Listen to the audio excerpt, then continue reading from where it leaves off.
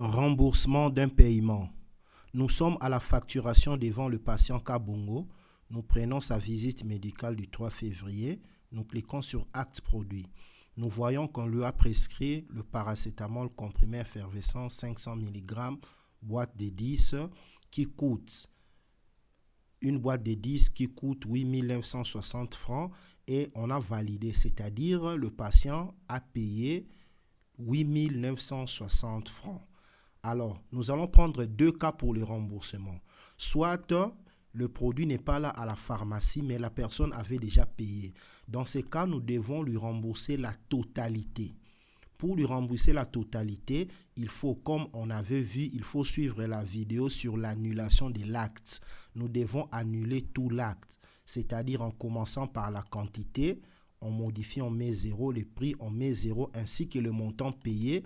Nous cliquons là, nous mettons 0. Et l'acte doit être supprimé au niveau du paramétrage par la personne qui a habilité. Mais il y a toujours une procédure pour ça. On doit signer une note de remboursement pour que cela soit justifié. Nous prenons maintenant le deuxième cas.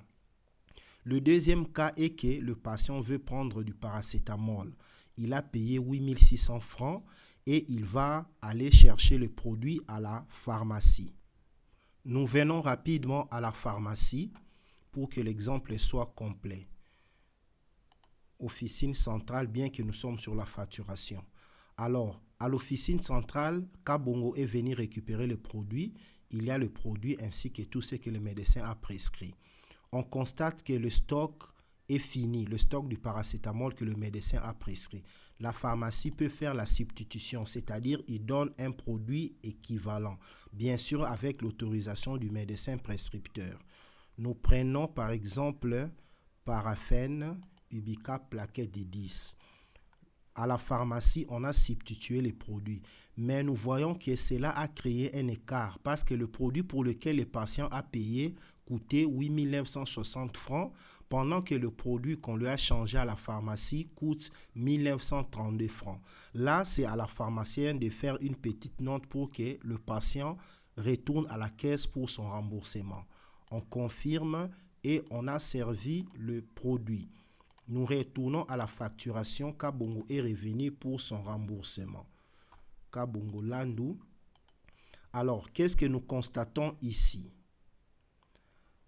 Le paiement ne change pas pour le moment parce que Kabongo avait bien et bel payé 8 960 francs. Mais pendant que le produit qu'on lui a donné, ce n'est plus le premier produit, c'est maintenant paraphène. Le produit qu'on lui a donné coûte 1 932 francs. Donc, au niveau de la caisse, on doit faire un remboursement.